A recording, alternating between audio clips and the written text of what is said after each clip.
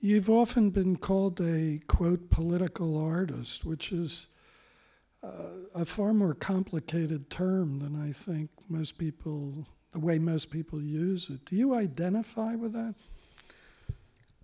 I do, but in an inverted way. Normally when you think of political art, one thinks of clear slogans, messages, very clear programs of thought and action, which are then exemplified in a painting, in a poster, in a mural, in some specific form.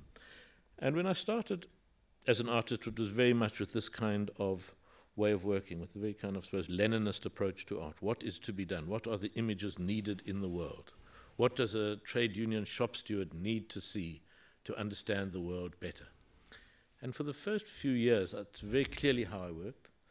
And then it came to a complete halt, because I discovered I kept on trying to imagine what other people thought or what other people understood, and I could get it completely wrong. It was impossible to anticipate what someone would pick up or not, or what image, more than that, what image you thought you were making and what somebody else saw in it once it was made.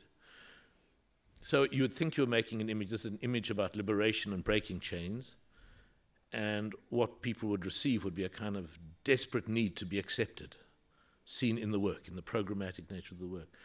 So in a way, it was only when that stopped being the case, I stopped making art for several years, and when I came back to it, it was with the idea that it simply had to work for myself, images I was interested in, without necessarily understanding why, certainly not understanding or having a sense of the need for images in the world or what they would mean to someone else. And in fact, that's when all the work that's in the exhibition here began.